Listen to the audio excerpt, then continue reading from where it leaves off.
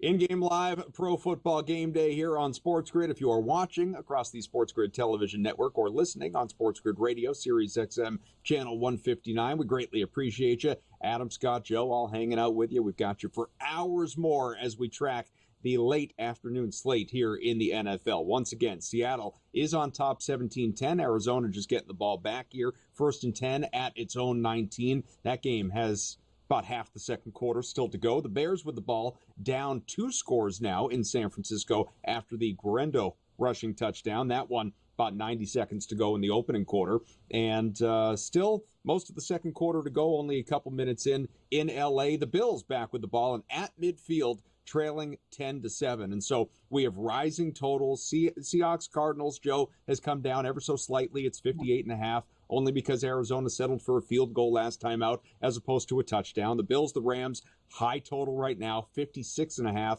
And you got high 40s pushing 50 between the Bears and the Niners. What, if anything, are you looking at in these games right now? Or maybe, just maybe, we typically do this around halftime at contests, and we will, but maybe there's a player prop in-game that you are drawn to.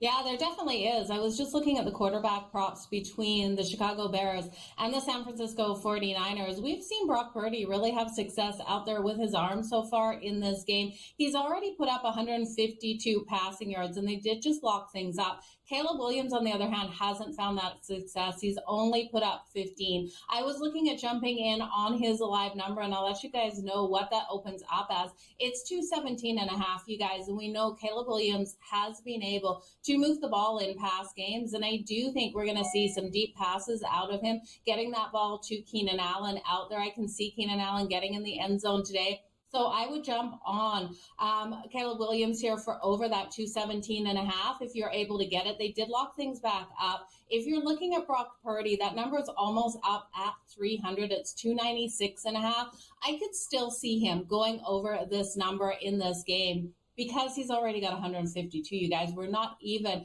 at the half here. We got 49 seconds left in the first quarter. It's crazy how many yards he's been able to put up. Yeah, I tell you, you're not getting much of a discount with Caleb Williams, Joe. You know, I mean, I like his numbers too. That's why I got him in my same game parlay. I mean, 15 yards in one quarter. They do have the ball, but it's basically the same thing. You know, 219.5 is what his number is now versus the 226.5 it was to start the game. I mean, it's 7 yards less, you know, and we played a whole quarter, and he's got 15 yards passing. But, you know, I think they're going to punt here. So I wouldn't bet it right now. Let San Fran get the ball. Let them chew up some time off the clock, and then maybe that number will come down just a little bit because there'll be less time on the field. You know, so maybe they'll get down to like a buck. I'm thinking in the 190s. You know, 189, 190, 195. I mean, somehow it's going up.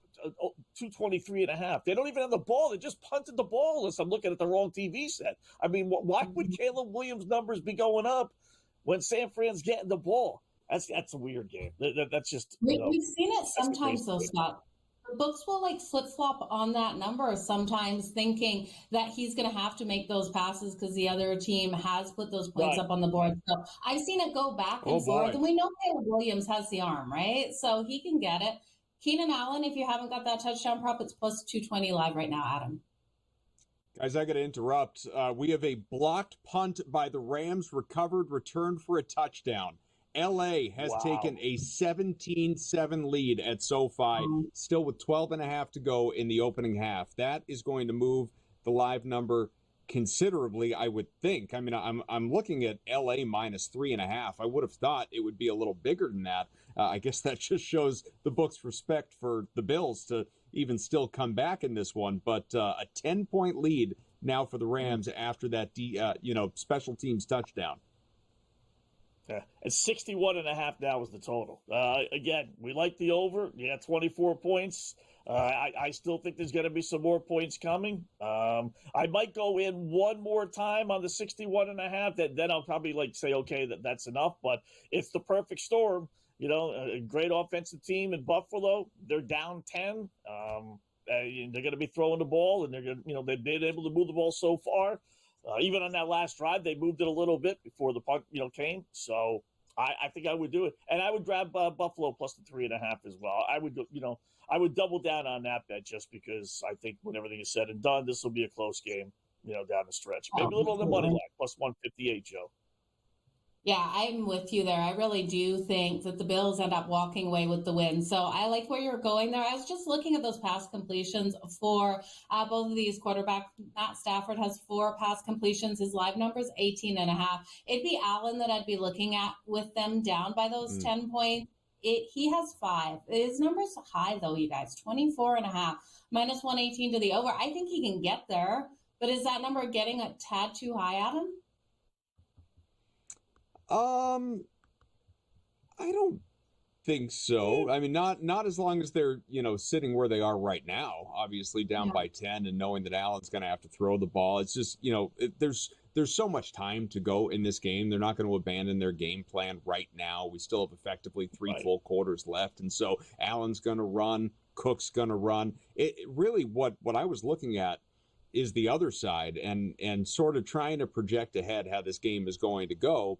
And just Sean McVay has completely altered his approach to the run game now that he's really consistently worked the rookie Blake Corum. We have Corum and Williams both sitting in the high 20s in rushing yards. It has been even distribution, even carries. There's still, in terms of the books, higher expectation for Williams. His in-game number, even though he's at 27, is sitting at 73.5 on FanDuel. The in-game number on Corum, he's at 28, is at 45.5. If the Rams, can manage Scott to hold this or to, play something similar along the way to where in the fourth quarter, they're up by whatever, let's call it a touchdown plus. It then becomes, okay, who's going to be more responsible for kind of running out the clock and killing clock and all that? And I would think Corum, like over 45.5 when he's already at 28, feels like a really strong bet to me. Yeah, especially, they did use him a little bit last week. They started the game with him. They didn't necessarily do that this game, but as you said, Adam, they are clearly making him part of this offense. So I don't know if it's going to be like the Detroit Lions with Montgomery and Gibbs to that extent, but he's clearly getting some carries and getting some action. So, yeah, that's actually a halfway decent number. I think I would go over on that, especially since they are leading. Again, they're not going to go out of their offense, don't get me wrong, but clearly they would like to run the football. They've run it over 10 times so far with those two guys combined today. Well, if you think he can have that breakout run out there, I would look at the over 11.5 for his longest rush just because of the value you're getting. You're getting that at plus 235 for Blake Corum. And I do think with what we've seen so far, he's able to move that ball nicely with his legs. 11.5, it's not that far, you guys. I think he definitely could get it here. And especially at that plus 240 value it's ticked up to, I like his chances. Now, if you like James Cook to be able to do the same for Buffalo, his over 11.5 is minus 108, and that's what I talk about value-wise here for Blake Corum. It's just so much value out there for him, Adam. He also already has an 11-yard run, so like you said, it's not as though he is shown to be incapable when it comes to longest rush. Guerendo for the Niners, as San Francisco again sits up 2 touchdowns and back with the ball still in the opening half in this contest, he is the guy. Again, there's no McCaffrey, there's no Mason, and there's, really been nobody else just of note. I'm looking at it real quick right here in terms of the box score. Yeah, Purdy and Samuel, that's it. Guerendo has been the only true running back who has rushed so far. Now, his props are not available currently on FanDuel. I'm just looking in terms of the live market on a line. Alt numbers seem to be locked up, but that's only because San Francisco has the ball. I'll be curious what it looks like when they do open up again, because he's sitting at 70 or 17, pardon me, big difference. And I could see him running out the clock absolutely a little bit later if this game continues as it's going. Much more on the way here on Sports Grid. It's in-game live Pro Football Game Day.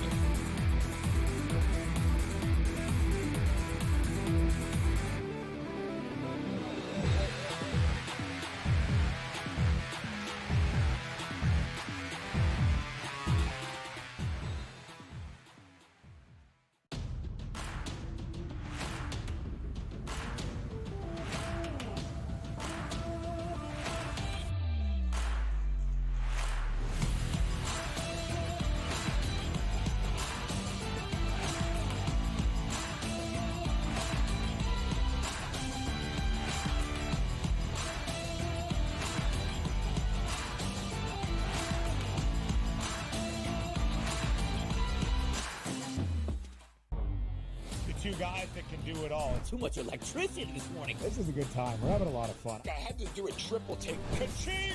Why? Because of parody. I didn't mean to offend. Yeah, it's not going to happen. Load management is a dirty word. Let him rip. You know what?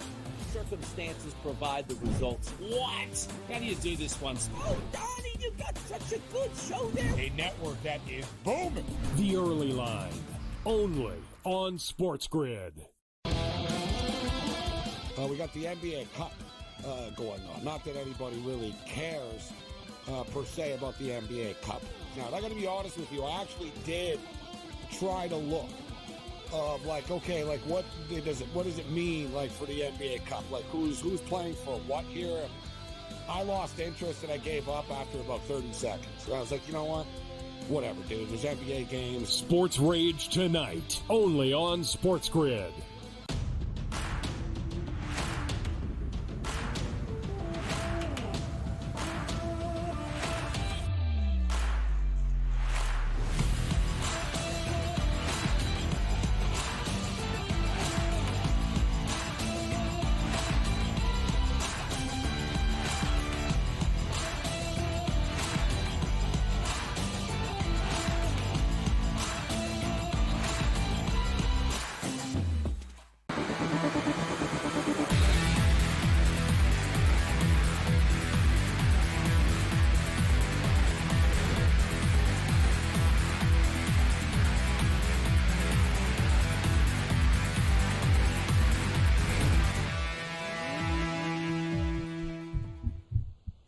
Bills, there's no quit in them. Big surprise. Josh Allen finds Ty Johnson a 41-yard touchdown. And so big score, obviously, out of the Bills to get on the board. 17-14 now. L.A. will be getting the ball back. But we still have 10 minutes and change to go in the opening half. And so if you're thinking over in this game and thinking points, I will tell you, the live number has jetted all the way up, Joe, to 67.5. You know, we were talking about Seahawks Cardinals. How do we feel about a total in the 60s in that one, which, by the way, it's right back at 60.5. And that is because Seattle has just scored as well. So the Seahawks going up by 13, soon to be 14, provided they get the extra point. And that score coming courtesy of Charbonnet again, a second rushing touchdown out of Zach Charbonnet. So points fast and furious as we come out of our break here. But two games totals in the 60s on the live market. Seahawks up 2 touchdowns and the Rams up by just 3. Yeah, it's pretty impressive with what we're seeing out of both of these games right now, out of the offenses. I just looked at the overtime bet here between the Buffalo Bills and the LA Rams, and I do think this one has a possibility. Matt Stafford's playing a lot better than I expected coming into this game. They keep talking up, these injuries of these players, and it's kind of why I'm leaning on the Chargers tonight, because the amount of talk they've done on Ladd not being 100% healthy, I think he's going to be fine out there. But you heard that all week about Matt Stafford and his ankle, and that he's going to have a little bit of mobility issues, and he's not showing that. So plus 1,000 right now to go to overtime, you guys.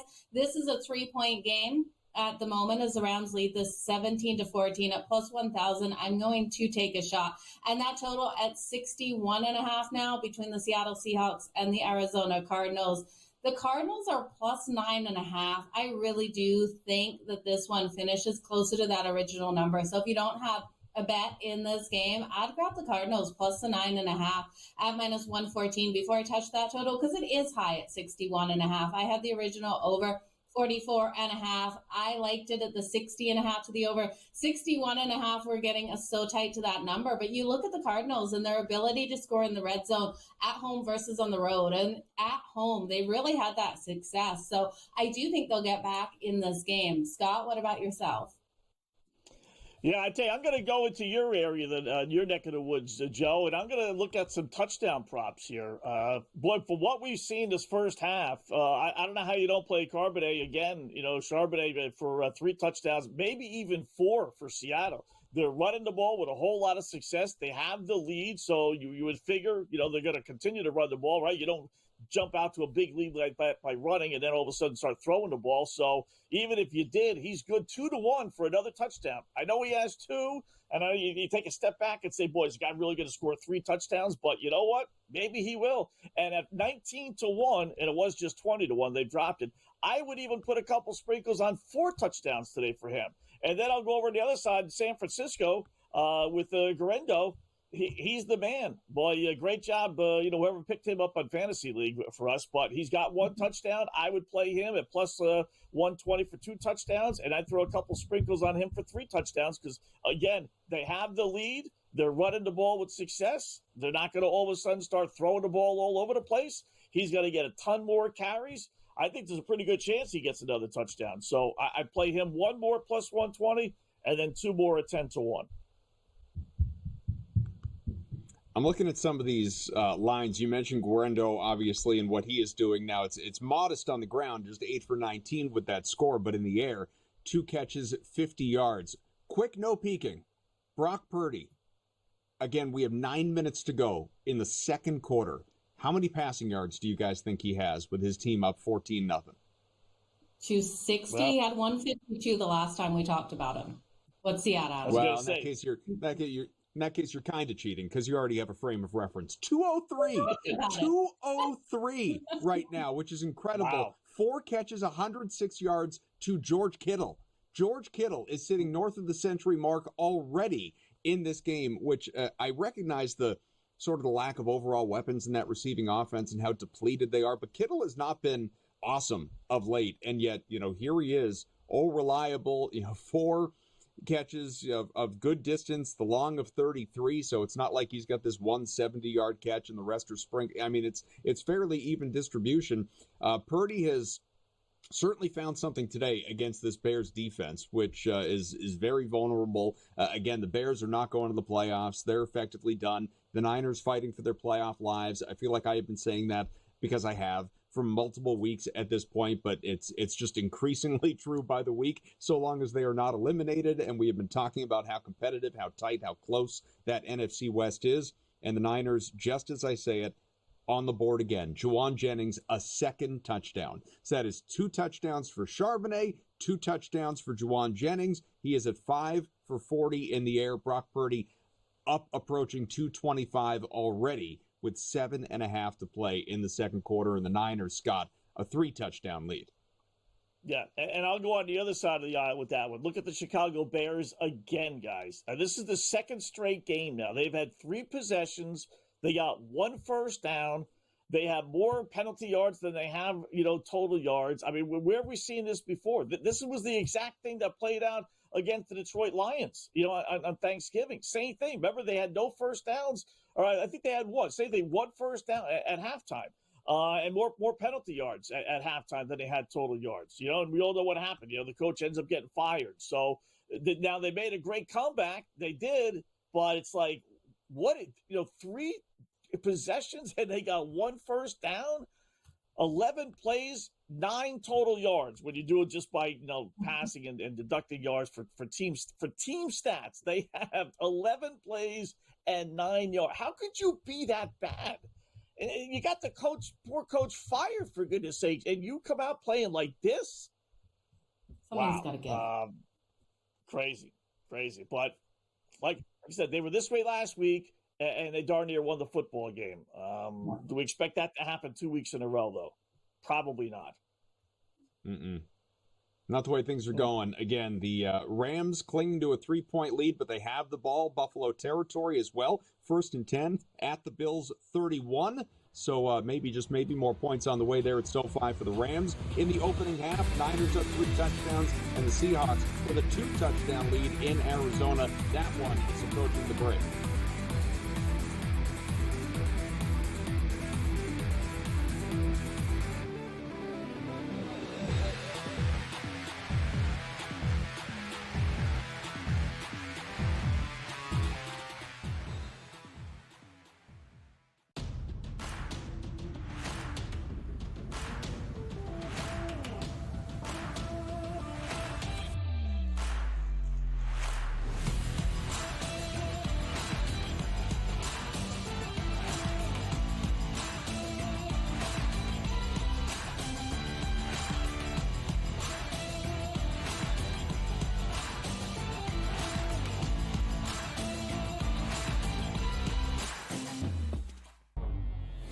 guys that can do it all. Too much electricity this morning. This is a good time. We're having a lot of fun. I had to do a triple take. Ka-ching! Why? Because of parity. I didn't mean to offend. Yeah, it's not going to happen. Load management is a dirty word. Let him rip. You know what? Circumstances provide the results. What? How do you do this one? Oh, Donnie, you got such a good show there. A network that is booming. The early line, only on SportsGrid. We got the NBA Cup going on. Not that anybody really cares per se about the NBA Cup. Now, I got to be honest with you. I actually did try to look of like, okay, like what does it mean like for the NBA Cup? Like who's playing for what here? I lost interest and I gave up after about 30 seconds. And I was like, you know what? Whatever, dude. There's NBA games. Sports Rage tonight, only on SportsGrid.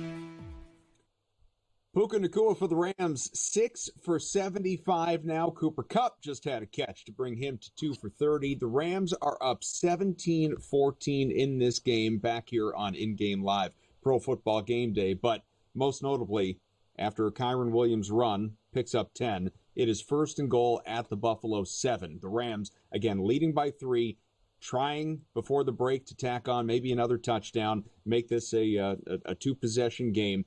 4.5 to go here, Joe, in the second quarter. I know we believe in points the way things are going. 67.5, the live number. The Rams are 2.5-point favorites. Should that be a bigger number? Would you invest in that the way this game has gone so far? I wouldn't. I really wouldn't. I do think the Bills have every opportunity of still being able to get the win here. It comes down to who I trust at the end of this game, because I do think this is going to be a tight one, and I think this is a game that can go to overtime. So if I'm looking at that situation, Adam, it comes down to, do I trust in Matt Stafford and his weapons, or Josh Allen and his weapons? And I'll take just Josh Allen out there on the field over the Rams and their offense here for sure, because I think Josh Allen has that ability to get things done by himself. We know he's able to scramble and get those rushing touchdowns. He's already been able to do so today. And I do think if push comes to shove and this goes to overtime, I would rather have my money sitting there on Josh Allen. What about you, Scott? I will tell you another 3-and-out for the Chicago Bears. Oh, they are just pathetic. They really are just pathetic. I mean, wow. You're down 21-0. You can't even get a first down. Forget about a touchdown. Forget about winning the game. They can't even get a first down. That is just so bad on their part. So, but yeah, listen, as far as some of these overs, don't fight it, right? I mean, we haven't seen any signs of any defense being played in this Buffalo Rams one in particular. So I would be fine laying the big wood with the Rams, because they're going to continue to go up and down the field. I still think ultimately the Bills will find a way to win. But with the over 66.5, I'm okay with that. It's now 3.5. 2.5 would have been a nice number to have in case you won the middle of your Bills bet. That would have been real nice. But now it's 3.5. I'd stay away from that, even though they got first and goal at the Buffalo 4. And then Arizona, same thing. To a lesser extent, guys, if they don't win this game down 2 scores, they still got plenty of time. But what an awful job. You lose 2 in a row. You blow the lead you had in the division. You got a chance to put a stranglehold on it. You come back and you face a team. You played your worst game offensively just a couple of weeks ago, and it's more bad news for Arizona.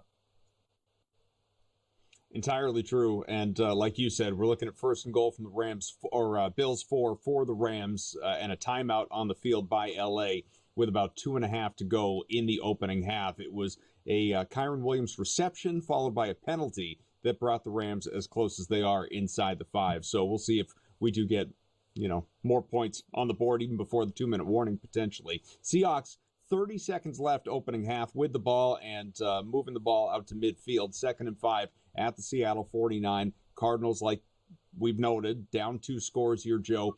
And I mean, as Scott just said, this is just a massively important opportunity for Arizona. I'm not saying season's on the line or anything like that, but as Scott said, and as I'm sure they'll be talking about in the locker room, you come back, you find a way to win this game, you can take a 2-game lead in that division, which the way that division has played so far throughout this football season, that could be enough. You hold it the rest of the way. Just play some mediocre football, and no team is going to get hot to catch you. If they lose, though, and this division somehow gets even more crowded than it already is, Arizona may be saying goodbye to its season today. Yeah, they absolutely could be. And Kyler Murray has to play stronger in this game. I was just checking that interception market here. Kyler Murray's already thrown those 2 interceptions, you guys. I didn't realize that. I thought it was just the one. So 2 interceptions already for him. Down in this situation, can we see a third? I love playing those interception props. The over 2.5 interceptions coming in at plus 128. It's not out of the question, but for the Arizona Cardinals, they can't have him turning over that ball again to the Seattle Seahawks. His defense is playing strong. As we just did see, the Rams put another touchdown on the board. Puka Nacua with that touchdown, you guys. One of you were riding him for a touchdown and needed it, right? Yeah, that was me, fantasy-wise. Touchdown run, too. How about that? Not that I get any more for a touchdown run versus a reception, but I'll take it just the same. And I like that over 2.5 interceptions. Yeah, I know, right? Exactly. Well, what can't this guy do? Amazing. So that's a 10-point lead for the Rams now. Still 2.5 to go, second quarter. So the Bills do have time to answer, especially when you have Josh Allen at the helm, obviously. 10-point game. Meanwhile, the Niners up 3 touchdowns at home with the ball against the Bears. 5 minutes of change to go first half. And the Cardinals, gross.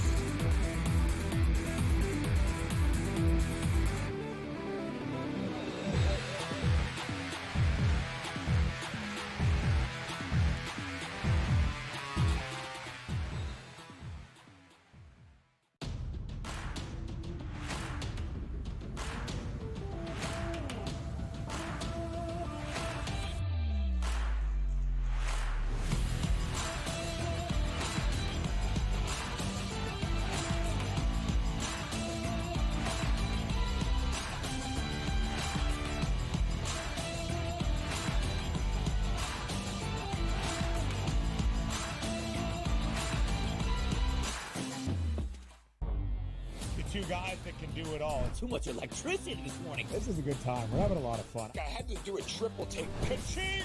Why? Because of parity. I didn't mean to offend. Yeah, it's not going to happen. Load management is a dirty word. Let him rip. You know what?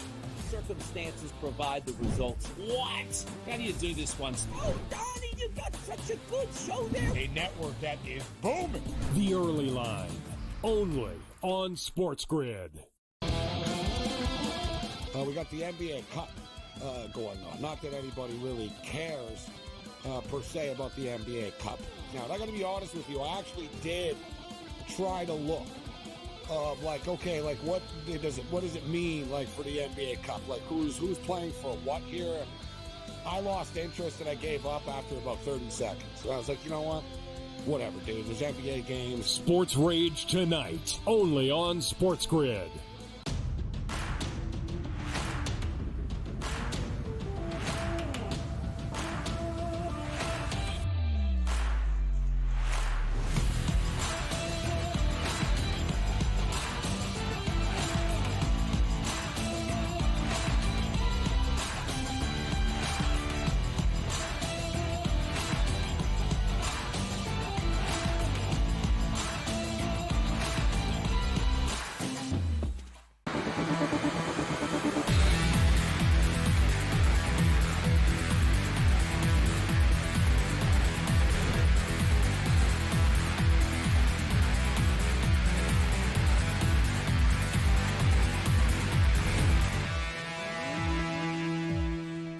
Niners not done yet. It is 21-0 opening half, but back in the red zone, Juwan Jennings helped get them there, and big surprise, he already has 2 touchdowns. We'll see what he can do. Guerrero is up to 50 rushing to go along with the 50-plus receiving, so it is already a century day for him, plus a touchdown, maybe another on the way. First and goal at the Chicago 11 here with 3 and change to go in the first half. In-game live Pro Football Game Day here on SportsGrid. So, Scott, the Niners are now on the live line laying 23.5. Amazing. I mean, I'm shocked. I really am. I shouldn't be, right? It's the Bears. I get that, but I really thought, the way the guys were like cheering when they fired Eberflus, that they would come out flying today. Coach's fired system is not nearly as good in the NFL as it is in college sports and in hockey. Baseball a little bit too. But, in football, it's still pretty good. 23-17 against the spread. First game after the head coach gets fired, including 2-0 this year. But, again, this Bears team, at this point, I wouldn't put any faith in them. Even though we've seen this play out last week, chances are halfway decent. This is going to be at least 24-0, if not 28-0, right? So do you want to go with 23.5? They're not really, when you look at it, there's not that many football games that are decided by 20-plus points in the NFL. When you consider how many games are played for the entire season and how many are decided by more than 20 points, it's not a lot. It really isn't. But can you count on anything from the Bears? Like I said, 1 first down in 4 possessions. So this would be – it's a rare no play. Like, I'm not going to lay 23.5. I can't do that. But who could put more money down on the Chicago Bears? Can't do that either. So, it's interesting. I was looking at the Arizona Cardinals and Kyler Murray props. And it's funny just what a little, the difference. If you have Kyler Murray passing yards, 275 yards, it's plus 116. If you go 250 yards, 25 yards less, you're laying almost $1.90. So you go from $1.90 laying at 250 to plus 116 to 275 for 25 more yards. If they're down 2 scores, they have to be throwing the football. They're at the half. I get that. I don't know. I'd have to check and see. I think Arizona gets the ball first, but either way, Joe, they're got to be throwing the ball, right? They're down 2 touchdowns. He's got over 100. I think that 275 is not a bad number. I think he gets that, and I'd even put a couple sprinkles on 300. Yeah, I'm with you. I really do think he can go over that number. And we were talking about those interceptions before. I still think another one's coming out of Kyler Murray. But Geno Smith for the anytime interception, Adam said it earlier in the show, we're just waiting for him to throw it in the red zone there. And if he does, for the anytime interception, it's coming in at plus 290. Now, I know with Seattle up here, they have a better chance of running the ball in a lot of these situations. That will be the game plan, not looking for that turnover. But I do think that red zone anytime interception will come into play again. So I'll put a small bit of money on that plus 290 for Geno Smith to throw one as well. If you did want to jump in on Kyler Murray to throw another interception again, he already has 2 being down in this game. You can see the third one coming into play. That's coming in at plus 128. And when we go back to that other game, you guys, I was looking at the Bears team total. I wanted to take the Bears team total to the under. So I looked at that number they were giving us. They're giving us a 13.5, but the problem is, you guys, it's way too much juice for me to lay. They were giving me the under 13.5 at minus 146. That's out of range for me to want to touch that. Adam, is that something you'd bet? I think it's probably a little out of range for me as well. It feels, I don't know. I try and I'm more boring when it comes to in-game prop betting than the two of you are. You guys are you've got this market a little more cornered than I do in terms of expectation and in-game feel. I tend to. That's what I just say. We're a little crazy than you. That's all. We'll hurt our feelings out. Yeah. Crazy doesn't matter if you're winning at the end of the day, right? That all depends on how you want to define your crazy. But what I am looking at and I just sort of sitting here debating, we were talking about this one a little bit off the air, Trey McBride, who has seen his in-game number plummet. I mean, it's 38.5 now. Pre-game, it was closer to 70 after what he did to the Seahawks last time he saw them. Went for, 10 catches, 130, 140 yards. He has nothing. He has been held off the board so far in this contest. And so What are your expectations here, Scott? Are they going to get it together knowing they're down multiple scores? I would think so. It's weird, as we discussed in the break. You look at the first time these two teams met just a couple of weeks ago. He has this monster game, and you think, okay, you know what? There's no way in the world he's not going to be able to get at least half that. In that game against Seattle, 12 receptions for 133 yards, right? So you figure, he's good for 40. He's got to be. Went for 133. But then on the other side, you're saying it, I'm saying it, the whole world's saying it, and so are the Seattle Seahawks players and defensive coordinators. And they're saying clearly what we did against him game one wasn't working, guys. So we can't allow that to happen again. And they put extra emphasis on him. So maybe you look elsewhere. But 38 yards, he's had that in 8 of his last 9 games. I mean, he's had that in all but 3 games overall. So 9-3. Man, you would think with everything said and done, with them being behind, again, as we were saying in the break, as long as he has 1 or 2 receptions heading into the final drive where you get the, by the way, touchdown, if Arizona continues to be in that spot, you're in the game at 38.5 for, their second or maybe best receiver, depending on how you view Marvin Harrison Jr. So I would take, because I got a feeling they're going in, because they're not leading. If they were leading by 2 touchdowns, They would say, hey, whatever we're doing first half is working. But they're not. They're down. So they're looking at the score sheet saying, well, wait a minute. We haven't got Trey McBride 1 stinking reception. We got to do something to get him the ball. So I like your spot at 40, and I would go over 38.5 right now with him.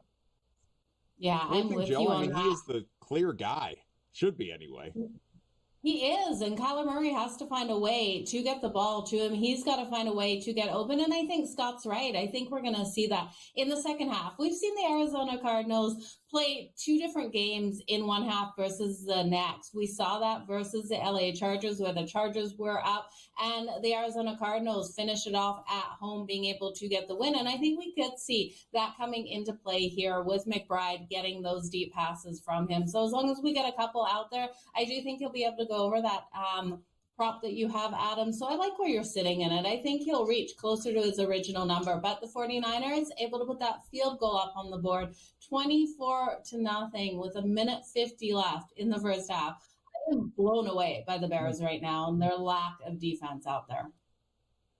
I won't go so far as to ask you guys how you feel about the Bears money line at 40-1, but is there going to be any fight in the second half out of Chicago to where you say, okay, I mean, plus 3.5, plus 4, plus 4.5 pregame, wherever you happen to get it throughout the week. If you could even justify that side coming into the game, despite what you've seen so far, now we're getting plus 21.5 on the Chicago side. I mean, I don't think the Niners take their foot off the gas simply because this game is just too important to their season. I think they're just going to, keep banging their heads against the wall as best as possible and try and score as many touchdowns as they can. But, Joe, I'll go back to you. I mean, can the Bears do enough to keep it within 3 touchdowns? I don't know. Not with what we've seen so far. It's like I really did think Caleb Williams would be able to come out strong, make those connections to Allen out there, but we haven't seen Allen even with a single reception on the board. He's 0 receiving yards. His prop is 36.5. I would be inclined to think that Caleb Williams can get it to Keenan Allen at least once or twice out there, put us over the 36.5 in this second half with them finding a way to get him open. But you could also look at Clement here. We know Clement's been strong, over 20.5. I think there's a couple of bombs still out of them. Yeah, and I'll just tell you this: 320 yards for San Francisco and 14 yards. Check that, 2 yards, 320 to 2. You know what? Insane. That's amazing. I wouldn't take the 21.5. I wouldn't. 2. 320. DJ Moore, 3 for 16.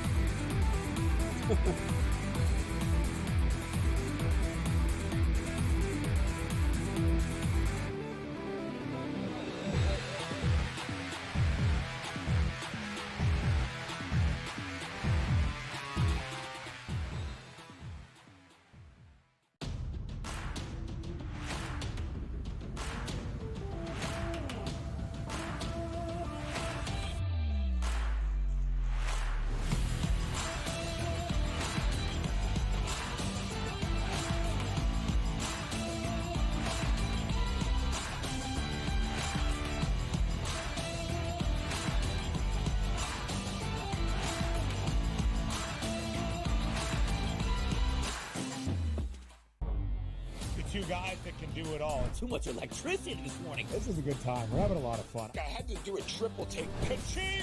Why? Because of parity. I didn't mean to offend. Yeah, it's not going to happen. Load management is a dirty word. Let him rip. You know what? Circumstances provide the results. What? How do you do this one? Oh, Donnie, you got such a good show there. A network that is booming. The Early Line, only on SportsGrid. We got the NBA Cup going on. Not that anybody really cares per se about the NBA Cup. Now, I got to be honest with you. I actually did try to look of like, okay, like what does it mean like for the NBA Cup? Like who's playing for what here? And I lost interest and I gave up after about 30 seconds. And I was like, you know what? Whatever, dude. There's NBA games. Sports Rage tonight, only on SportsGrid.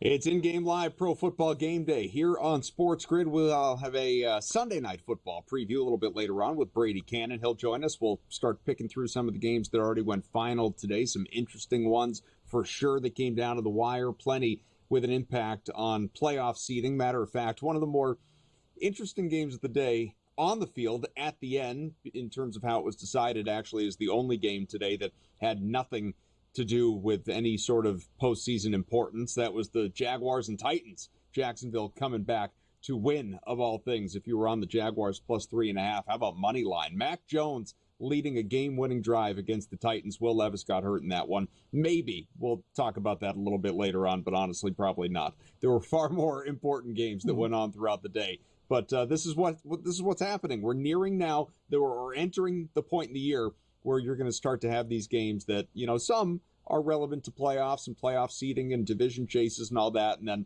we will have an increasing number of ones like Jaguars Titans that are completely and utterly meaningless outside of your bets. And if you happen to be a fan, I suppose, of either of those terrible teams. Where we sit right now, Bears trailing at the half against the Niners, 24-0, just getting bludgeoned in San Francisco. The Rams up 24-14. That one is at the break against the Bills. Third quarter just getting underway here between the Seahawks and Cardinals, with Seattle in front 24-0, and the Seahawks with the ball first to open up the second half here, Scott. And so live number 10.5. Seahawks are laying 10.5. What kind of faith do we have in the Cardinals? And I will mention as well, just because we've talked about it a few times, the in-game total is sitting now at 56.5.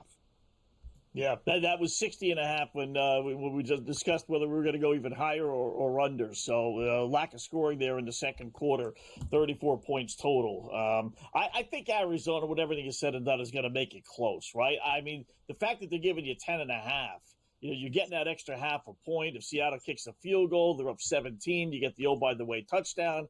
You know, I'm thinking at home they're going to make a little bit of a run here. So I would take this. It's a 10.5. It's a little juicy, you know, minus 130. But I'd be more surprised. And even a sprinkle on the money line at plus 560, because I do expect them to make a run. So if that's the case, then that number will come down once they score. Hopefully they force a punt here out of Seattle. They got a 35 from their own 35. But I would take a little shekel or two on the money line, and then I would grab Arizona plus the 10.5, Joe. What about you? Oh, I like where you're going with that, Scott, because that money line's sitting at plus 480, and I'm tempted to do it as well. That spread just moved to 8.5.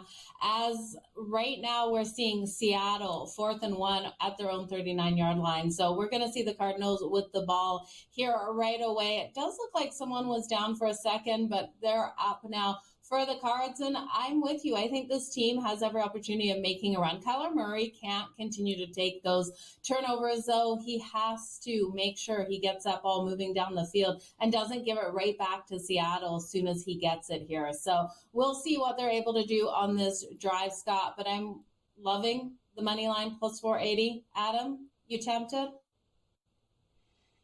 I'm not tempted, but not because I couldn't justify it, simply because I'm already invested pregame in the Cardinals. And so I'd just like to ride with that and see what ends up happening rather than doubling down and potentially throwing good money after bad. But we'll see what ends up happening with it.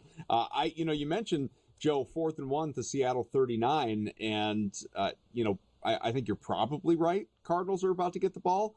But I can't help but wonder, just in today's day and age in the NFL, even at, fringe field goal range, if we see the Seahawks go for it here, not the points, but try and get the first down. And they say, hey, if we turn it over on downs at our own 40, well, I mean, this Cardinals offense hasn't been much to speak of so far anyway, Scott.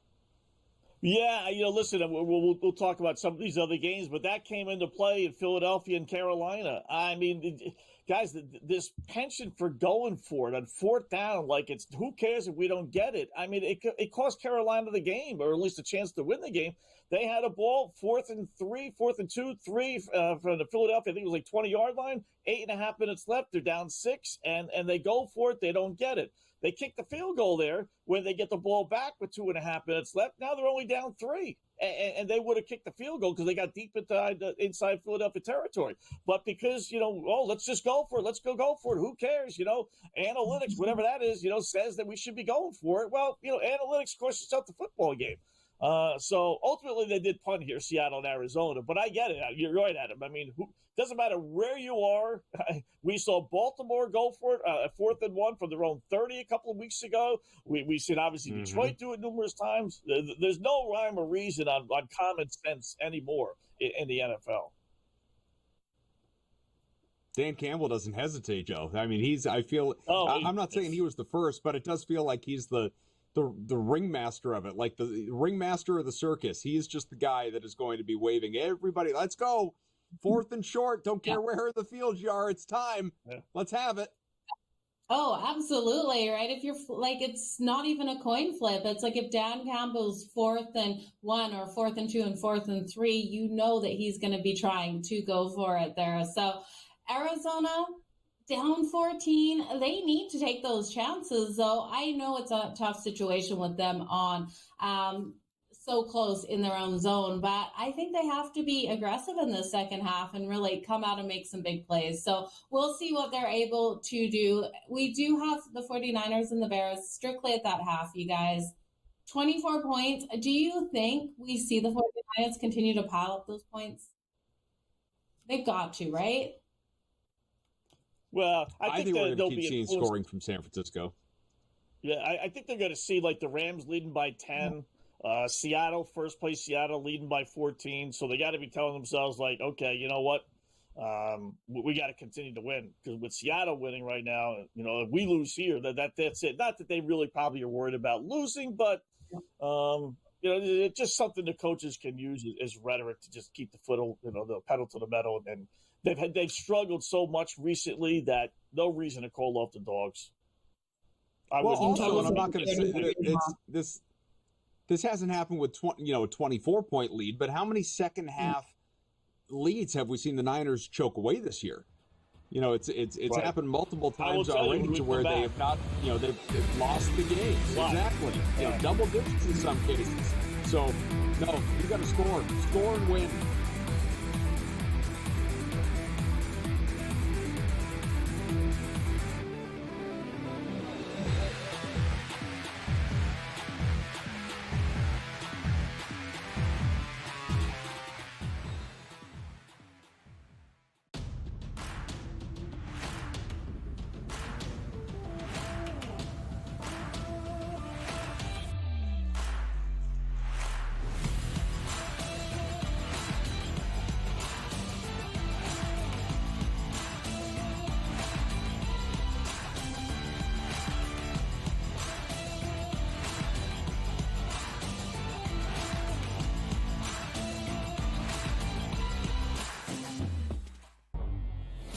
guys that can do it all. Too much electricity this morning. This is a good time. We're having a lot of fun. I had to do a triple take. Ka-ching! Why? Because of parity. I didn't mean to offend. Yeah, it's not going to happen. Load management is a dirty word. Let him rip. You know what? Circumstances provide the results. What? How do you do this once? Oh, Donnie, you got such a good show there. A network that is booming. The Early Line, only on SportsGrid. We got the NBA Cup going on. Not that anybody really cares per se about the NBA Cup. Now, I got to be honest with you. I actually did try to look of like, okay, like what does it mean like for the NBA Cup? Like who's playing for what here? I lost interest and I gave up after about 30 seconds. And I was like, you know what? Whatever, dude. There's NBA games. Sports Rage tonight, only on SportsGrid.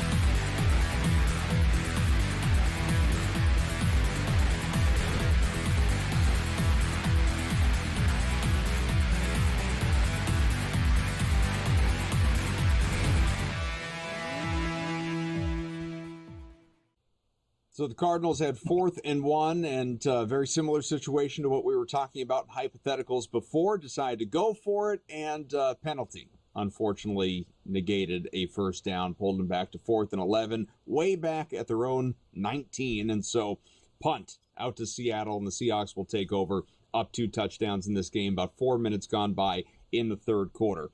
Still halftime. Bears, Niners, and Bills, Rams. Couple of semi-lopsided games. The Rams, surprisingly, up by 10 points.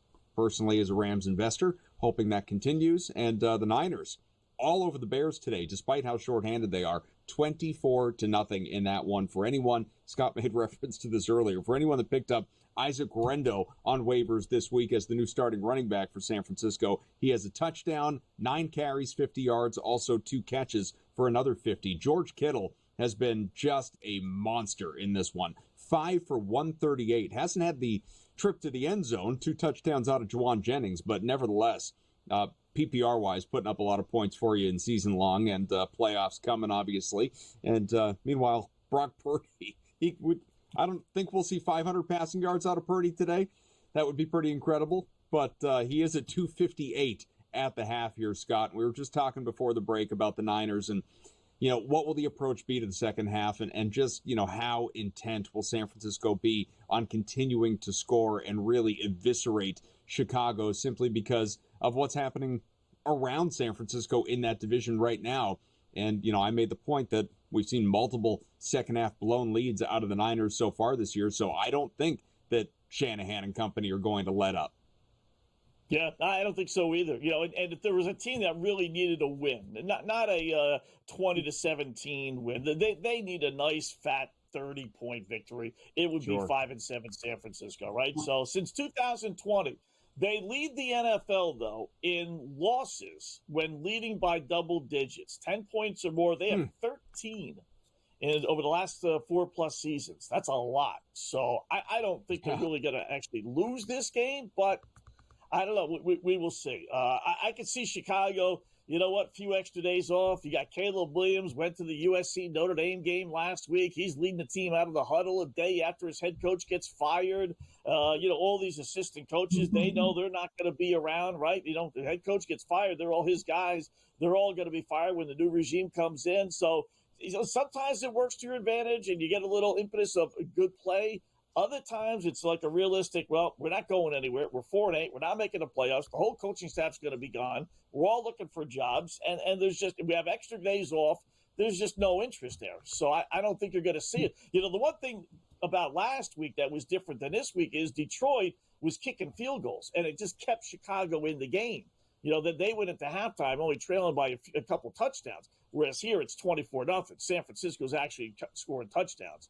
So 1 first down for the Bears. You know, if you had to, if you really told me, okay, Scott, you got to put a couple shekels on one of the two, I probably would go Bears, to tell you the truth, just because, Joe, there are so few games that end in complete blowouts like this. Absolutely. But that's only if I had to. Otherwise, I would stay away. Yeah, I'm completely with you there. And it's really surprising looking at all of these games going into the half that the leader was up with 24 points in all 3 of them, because we had Seattle entering the half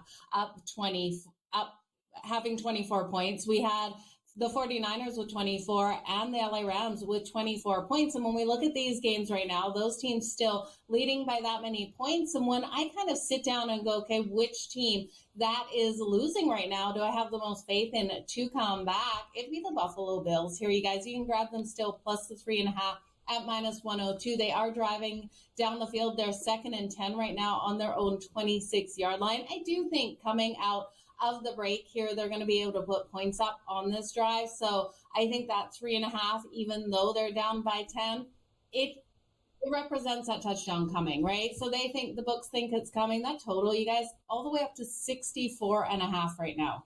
What do you think of that? At what point does this get too high, you guys? Because I know, Scott, you liked it to be over at 61.5. Would you still go over that total? Nah, I think I'd put the yield sign on that one. You know, you're at 38, so that's still 38, 45, 52, 59. That's still over 4 touchdowns. I don't think I would go that high, Adam.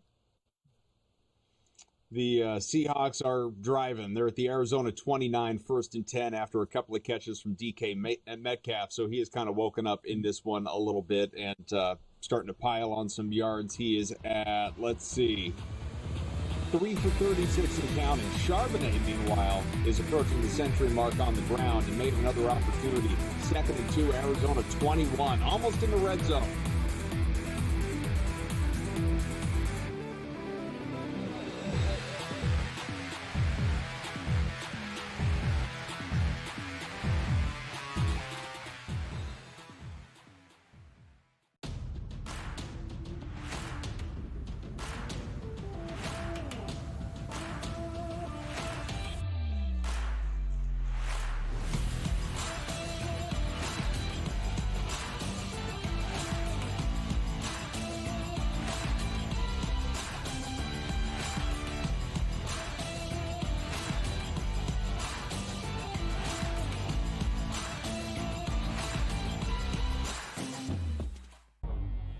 Two guys that can do it all. Too much electricity this morning. This is a good time. We're having a lot of fun. I had to do a triple take. Ka-ching! Why? Because of parity. I didn't mean to offend. Yeah, it's not going to happen. Load management is a dirty word. Let him rip. You know what? Circumstances provide the results. What? How do you do this once? Oh, Donnie, you got such a good show there. A network that is booming. The Early Line, only on SportsGrid. We got the NBA Cup going on. Not that anybody really cares per se about the NBA Cup. Now, I got to be honest with you. I actually did try to look of what does it mean like for the NBA Cup? Like who's playing for what here? I lost interest and I gave up after about 30 seconds. So I was like, you know what? Whatever, dude. There's NBA games. Sports Rage tonight, only on SportsGrid.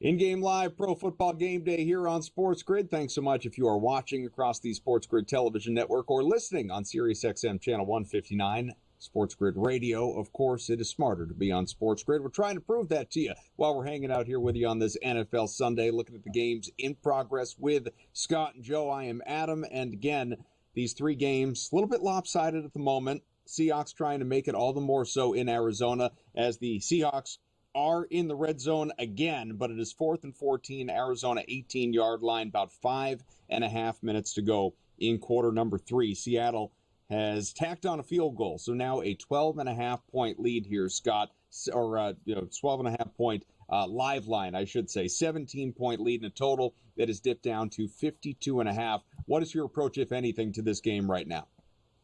Yeah, I doubled down on Arizona plus the 10.5. So, I'm not going to go further in with 12.5. If I didn't, I probably will or would, because I still think in the end that this is going to be a single-digit game come fourth quarter. I don't know if Arizona's going to win or not at this point, down 17. But that's what I mentioned when we were getting to 10.5. I said even if Seattle kicks a field goal on its next drive, well, we're still leading, with that by-the-way touchdown, which you would think they would be good for. But I got to tell you, I had that game on with the other two at halftime for the most part. And, watching, and it's difficult and it's dangerous to read, body language on TV. But we've seen this so many times before with Kyler Murray. He gets in these moves where he just mopes. And he just, starts waving his hands, and they show his face and his expressions. When there's an incompletion, you don't know if he's upset with himself, but it's a bad look. It makes it look like he's upset with the wide receiver. He's just got that negative, we stink today, and I'm not trying today body language right now. So I definitely would not be, going double down again on Arizona with the 12.5. Maybe he lost his video game last night as well, Scott. Now he's super Maybe he did, yes. Maybe right? he did. Call of Duty went south on him. Yeah. Right? What do you think, Joe, with this one? As we ranked the mediocre quarterbacks, you got to say Geno's now got to be ranked ahead of Kyler Murray. If he wins this game, that would be 2-0 against Kyler this season. 2 big games. So when we start figuring out which are really good, which ones aren't. Everyone always wants to anoint Joe Kyler Murray like he's the greatest thing in the world. I've never been a big fan of his, and today is the reason why. Yeah, exactly. And I felt the same about him as well. And Adam, I don't know how you felt, but Kyler Murray's never really instilled that faith. And that's why when I went into this game, I looked at it and I was like, okay, so I either have to lay points with Kyler Murray here at home, and they are better, especially in the red zone at home, or I have to trust in Geno. And Geno is another quarterback that I don't have a lot of faith in. So that's why I originally just looked at that over 44.5. I know we got all the way up to 62.5. I still liked it, the 60, and I'm really shocked that the Cardinals haven't been able to put up their share of the scoring in this one. I thought both teams would get into the 30s. It does look like Seattle will get into the 30s, but I don't think the Cardinals are going to be able to keep up. So no faith in Kyler for the rest. But Adam, have you ever been a big believer in Kyler Murray? Not in a few years. I'm not sure I've ever been a big believer, to where I thought he was like this franchise-altering quarterback. I certainly thought pre-injury he was maybe a little bit better than he was and better than he currently is. I'm not super high on Kyler. I'm especially down on Kyler today because I really need him to start feeding Trey McBride, and he's not doing that. And so he's kind of on my crap list at the moment. But not to mention being invested in Arizona overall. But, that one I've given up hope on. I got a 1.25 to go on McBride as I hope and pray that one comes through. But, 17-point deficit. And I generally agree with the sentiments from both of you that it doesn't feel like Kyler Murray is the guy that is going to lead them back. But I also question the coaching there. Part of that is Kyler Murray, but more of it is like, where's Marvin Harrison Jr.? I refuse to believe that week after week we're just seeing defenses take him out of games. Like he doesn't have that resume to this point in time. It's inexplicable how they are using him at this point. He's been targeted 3 times in this game. I realize no one has been targeted more than McBride with 4, who, by the way, finally just had a catch. He's up to 11. Keep going, please. But Harrison only 2 catches for 20 yards. That's it. 2 for 20. If this guy certainly going into the draft, and plenty of times people about the draft, I get it. But it was all Marvin Harrison. It was all like, it wasn't until we really kind of got to the draft that, what about Malik Neighbors? And, here now in this rookie year, even despite some injuries, Malik Neighbors has been so head and shoulders above in terms of that rookie wide receiver draft class as compared to, Harrison, obviously. Ladd McConkey is probably the star of the show. He's been incredible, but I don't know. I wonder if there's a coaching issue, if it's an Arizona issue, or if it's Harrison just isn't as good as we thought he was. And I'm just not ready to go there. I don't think that's true. Yeah, you realize he's only had 2 games over 65 yards receiving. Now, those were 2 good games, 130 and 111, right? But, yeah, I mean, I was looking for the 100, and I said, well, only 2. And then I said, what about 90? No. What about 80? No. Well, what about 70?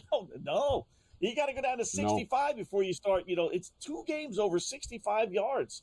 That's crazy, when you have his ability, right? I mean, I will say, like, a lot of these games, he's getting some targets. Now, today he's not, but 8, 11, 7, 7, a bunch of 5s, a couple 6s. He had 12 last week. Did that affect, what happened last week? This week, that was by far his most. Well, he had 11 against the Lions, too, but those 2 are the most.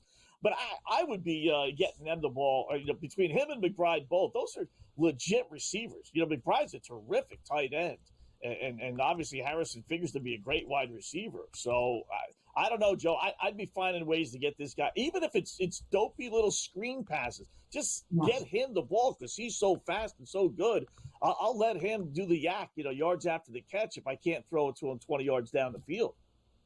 Oh, absolutely. He has the speed out there to be able to get it done. So you're right, Adam. The lack of coaching to be able to get him the ball out there, the game plan, I'm not understanding either. We do have the Bears in scoring position. You guys are first and goal on San Francisco's 4-yard line.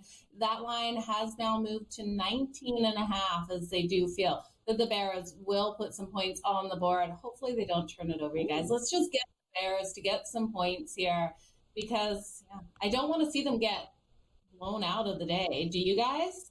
I don't. I'm just gonna say it, guys. Another catch from McBride. I brought up 2 for 25. Keep going. I brought up the plus 21.5 before on the Bears. Just get them just inside 3 touchdowns.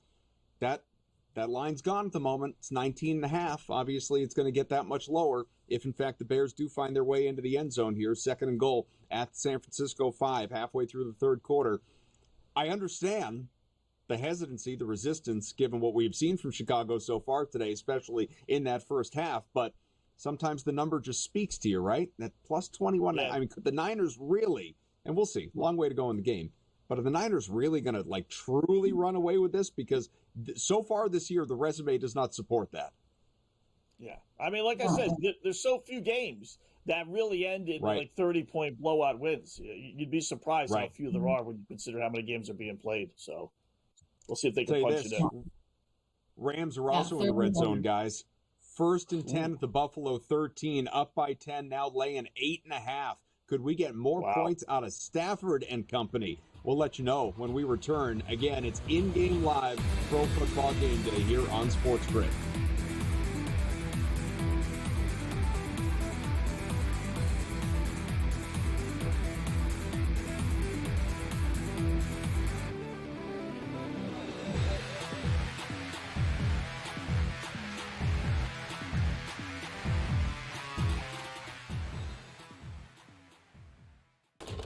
Enter into the magical world of McLuck.com, where even the smallest of spins can win real cash prizes. Adventure into over 1,000 of the best Vegas-style slot games. So what are you waiting for? Unlock your free welcome offer today. Join the fun where winners play and players win. Anyone that's been to a sporting event, the atmosphere before a game, I think Game Time Decisions has that same exact atmosphere. This is our arena. This is what we do. There is going to be an energy to game time decisions that you will feel night in and night out. The excitement you get when you lock your bets in, when you're figuring out what you want to do, we can zone in on the biggest games each night. I want this to be the place that people come to before the games start so they feel as ready as possible to lock in their cards. We are going to hit every single one of those markets that you need to know about. We're going to go through every single thing, and I've got a great team behind me that's going to help me get the job done. There is not going to be a better place, I promise you, than Game Time Decisions to get that new information, react to it, and be able to then bet accordingly. We will have everything at our disposal, and we will use that to our advantage. I'm Kevin Walsh. Tune into Game Time Decisions from 6 to 8 p.m. Eastern on SportsGrid. Your gut says Miami is going to win, and you should take the over. Your gut also said your NFT selfies would only go up in value. They didn't. But your head is on SportsGrid and knows the QB is in concussion protocol. The backup has a 45 QBR against the zone coverage. The New York D has the most sacks in the league. So yeah, trust your head. It's smarter to be on SportsGrid. Right here with you on Pro Football Today on SportsGrid. Odds in motion, trying to see what lines have moved throughout the week. Never felt more comfortable in this set than I do for this year. I'm ready. I'm just getting angry. The hot takes are going to be here all long.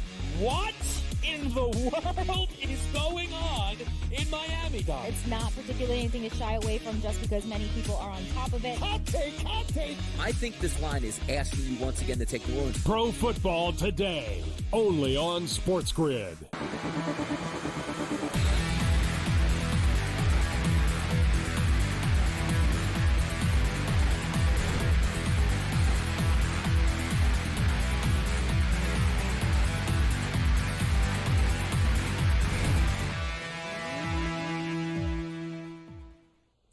Kyren Williams tiptoed in for a rushing touchdown. The Rams all over the Bills right now. It is getting ugly. A lot of game left, quarter and a half, but LA is now up 31-14, 17-point advantage at home. Pressure on Josh Allen and company, not in terms of, hey, you have to win, but in terms of, obviously as they chase the Chiefs for that one seed in the AFC. Already all but officially locked up the division, but people want that first round bye, understandably. Meanwhile, the Rams at home fighting for their season right now, looking to improve to 7-6 and potentially that division lead. The Seahawks and Cardinals, that game getting a little bit tighter here as we just got a touchdown out of Arizona. James Conner receiving touchdown, not rushing, receiving. Conner up to 3 for 21 in the air to go along with 14 for 58 on the ground. And so that makes it 27-16. We'll see if the extra point is good. No, they went for 2, and they got it. 2-point conversion for Arizona. How about that? So it is now a 9-point game. I'm not sure that was entirely necessary when you get into the analytics of it, 10 versus 9. Yeah. But, some would make the case that, it's entirely justifiable. I'd rather be down by 10 than 11 if it failed, but whatever it hit. So the Cardinals not giving up, obviously. 27-18, minute to go in the third quarter. Trey McBride involved on that drive. He is 3 for 31. He has 8 targets. Tried him in the end zone. Didn't happen, but did pick up some yards there. Marvin Harrison Jr., who we were talking about, had another catch for 14, I believe. He is 3 for 34 in this one now. And just a solid touchdown leading drive out of Kyler Murray, who is at 171 passing and a couple of touchdowns. So, again, Rams opening things up, Cardinals tightening things up, and the Niners are up 24-6 on the Bears. Rome Odunze got in with a touchdown for Chicago to make this game maybe just a little more nerve-wracking on the San Francisco side. Joe, what do you make of where we are right now? Well, I'm loving what we're seeing out of the Dogs in these games, being able to fight their way back. Who are the Dogs at the half, right? Like coming into the second half here, it's great to see the Arizona Cardinals be able to put that touchdown on the board, but not only put the touchdown on the board, but get the 2-point conversion. That's going to give them the confidence in this game. And I do think, you're looking at them here, they're plus 7.5. right now. They're plus 520 on that money line. If I didn't have a bet on it, I would look at the plus 520. Scott and I jumped in when it was right around that between 420 and plus 480. So I'm comfortable with that, having that bet already, but I do think that they give it a fight for the rest of this game. Now that they've realized that they can throw that ball to McBride, which you've been telling them to do this whole game, Adam, I think they have that momentum, and they're going to continue to move this ball up and down the field here. On the Seahawks, again, this is a Seahawks defense I didn't trust going into it. I didn't trust Geno, but I didn't trust the Cardinals here either. But the Cardinals have had that strength at home, converting in the red zone compared to out there on the road. So I do think they have the possibility of still coming back in this one, Scott. All right. I would go with the over now, 56.5. I don't think we're done yet with points being scored. You got a minute left here in the third. Seattle knows, okay, we got a ball game again, so they're going to try and score rather than just run out the clock. I still think Arizona's good for another touchdown. So, can Seattle put, just 3 more points on the board? Because that you need 11 points, so they would need a little bit more than that. But, with this 9-point deficit versus 10 or 11, you got 2-point conversions that are now all in play. But point being, I think we're going to get some more points. So I like the over 56.5. I got enough on Arizona at 10.5, maybe put it in at 12.5. I'm okay with that one. I'm surprised with the Bills. I must say, they got it locked now. They're about to go 3 and out on this next possession. Boy, they're just not showing up today. Big winners today, 3 teams so far. Giants, Raiders, and the Kansas City Chiefs. Just because this now gives them a cushion. If things don't go well tonight with the Chargers at home, should be a close game. They're still going to be able to walk out of there if the Bills don't come back with at least a 1-game lead. And if they do win tonight, now they're back to a solid 2-game lead, and they got to lead, a game to give up. And then I mentioned the Giants and Raiders just because those 2 teams lost, so they're now sitting in the driver's seat for the number 1 draft choice position. Which is so at the this Bills point, they did extend that drive. Cooper just did? Wow, hit, okay, Allen hit Cooper for 26 yards, takes the ball out to about midfield for a 1st and 10 for Buffalo. And that brings Josh Allen to 177 passing. Now, it just locked up on me, but just before it did, his in-game passing number, 323.5. Now it's down to 320.5. Now, that's a lot of yards, obviously, but we're talking about a guy who's going to be throwing the ball quite a bit here for the duration of this game, so long as the score stays even somewhat similar to where we are at right now. And so is, Joe, do you have any faith in Josh Allen tacking on 150 yards from where he's at right now? Yeah, I absolutely do, because you said exactly what it is. It's a perfect recipe for success with them down in this game. They can't run the ball, and they haven't been playing a run game either. You look at James Cook here. He's only had 5 carries for 17 yards. Josh Allen, 2 carries for 1 yard.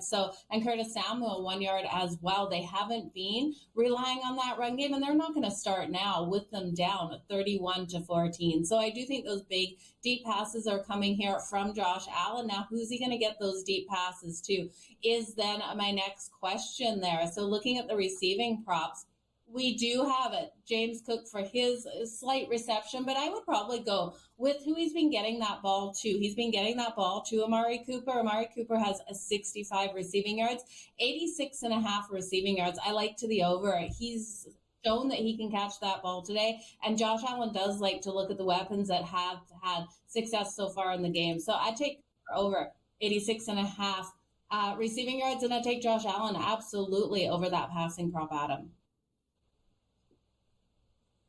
So again, 27-18. Seahawks have the ball. Now it's 3rd and 2 at the Seattle 38, quarter break. So the 4th quarter on the way. Really huge opportunity here for the Cardinals defense to get a stop on 3rd and 2 and force Seattle into a punt and getting the ball back down by 9 if, of course, the Cardinals defense responds. Bills just penalized, and so now 2nd and 25 all the way back at their own 32 and trying to, again, turn this drive into points here, down by 17 midway through the 3rd, a little more than that, 5 minutes and change to go 3rd quarter. And 5 minutes to go 3rd quarter, the Bears, 1st and 10 at their own 35, trying to narrow the gap down by 18 in San Francisco. More updates on the way.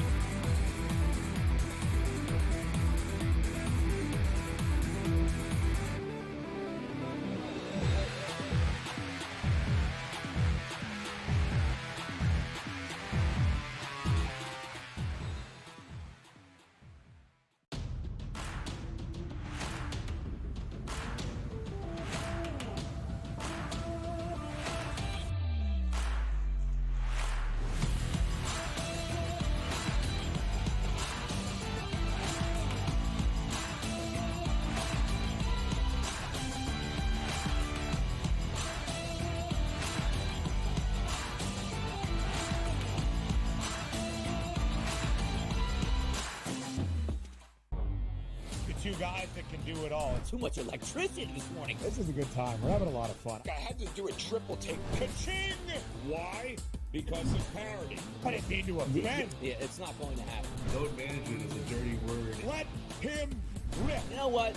Circumstances provide the results. What? How do you do this one? Oh, Donnie, you got such a good show there. A network that is booming. The Early Line, only on SportsGrid. We got the NBA Cup going on. Not that anybody really cares per se about the NBA Cup.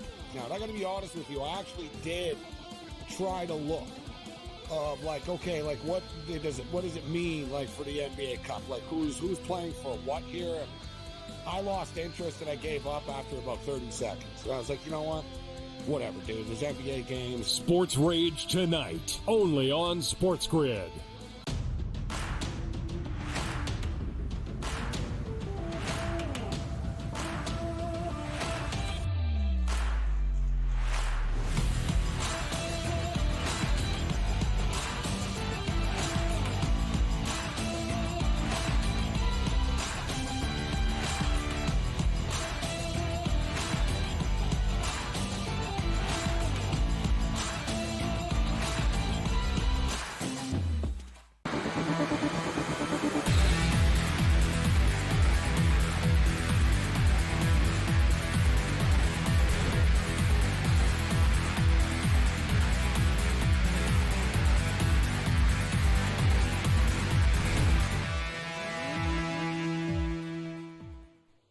In-game live pro football game day, the Bills, what a drive, what a roller coaster of emotions, from penalties to long completions for first downs, having to convert on third and long, whatever. Josh Allen and company, they get it done, and then some. Allen a long scramble for 17 yards. He is now this team's leading rusher with only 18, believe it or not.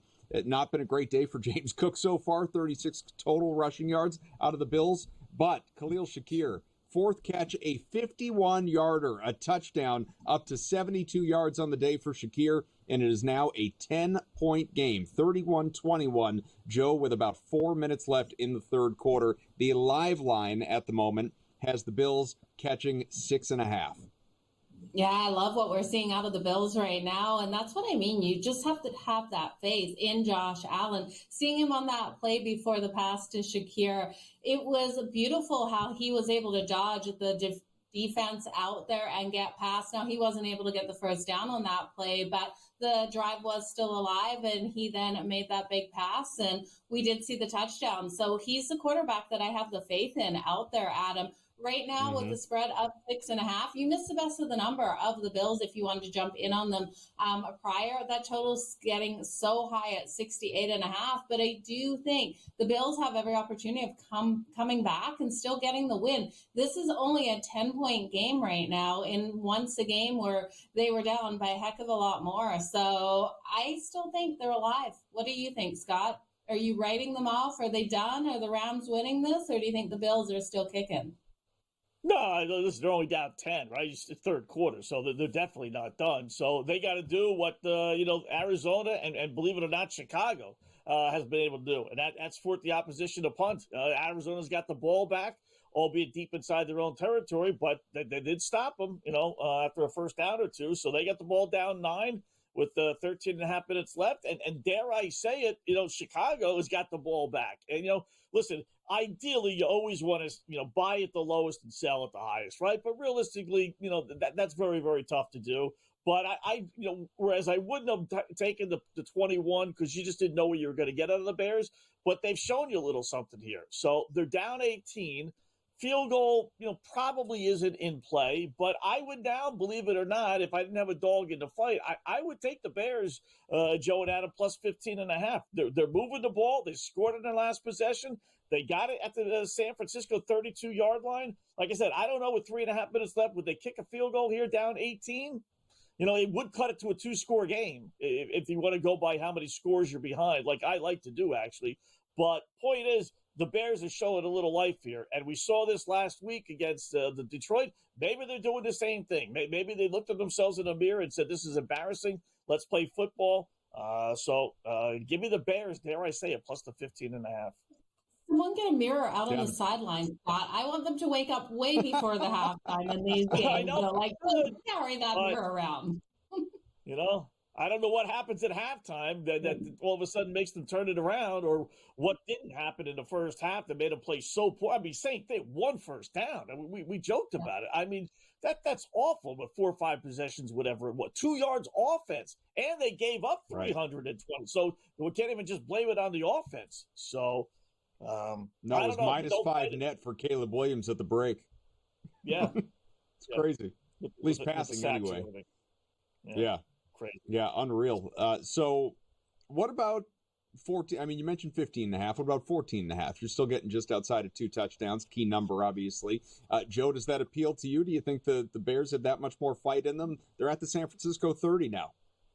Yeah, I think they do. They've come out. They've been able to put some points on the board, and they're going to get that rhythm under their feet. I didn't think this was going to be a blowout in the first place. And like Scott said, something happens in the locker room for this team at halftime. They really do come out stronger in the second half of some of these games. And we've seen the same thing here for the Arizona Cardinals, where they've been down going into the locker room. They've come back out and they've been able to get things done. So I think there's always too much of an over-adjustment that we've seen in the lines at halftime for some of these dogs that really have struggled in that first half, where it's a nice opportunity to jump in on them to come out and be able to get some rhythm in that second half. So I like both of the dogs here in this situation, Adam.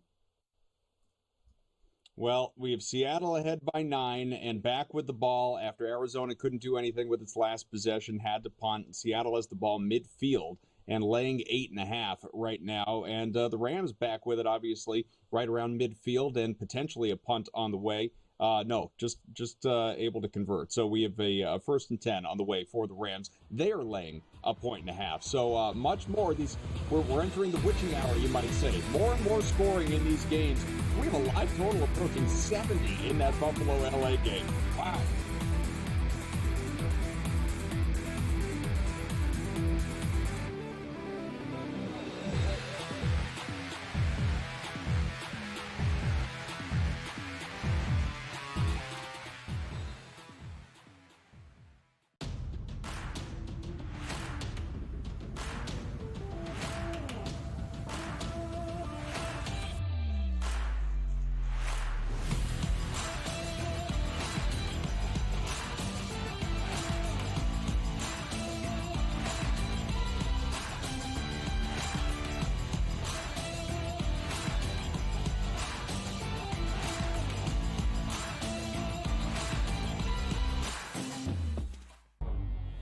Two guys that can do it all. Too much electricity this morning. This is a good time. We're having a lot of fun. I had to do a triple take. Ka-ching! Why? Because of parity. I didn't mean to offend. Yeah, it's not going to happen. Load management is a dirty word. Let him rip. You know what? Circumstances provide the results. What? How do you do this one? Oh, Donnie, you got such a good show there. A network that is booming. The Early Line, only on SportsGrid. We got the NBA Cup going on. Not that anybody really cares per se about the NBA Cup. Now, I got to be honest with you. I actually did try to look like, okay, like what does it mean like for the NBA Cup? Like who's playing for what here? I lost interest and I gave up after about 30 seconds. I was like, you know what? Whatever, dude. There's NBA games. Sports Rage tonight, only on SportsGrid.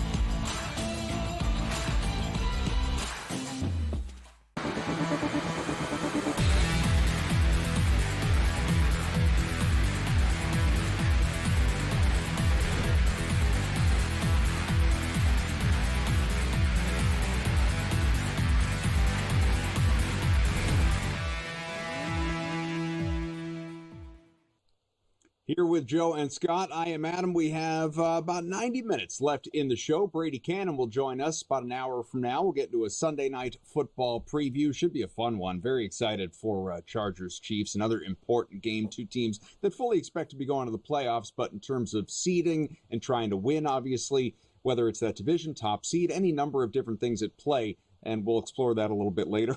Favorite props, all sorts of good stuff. Pardon, fighting a little bit of a cough here.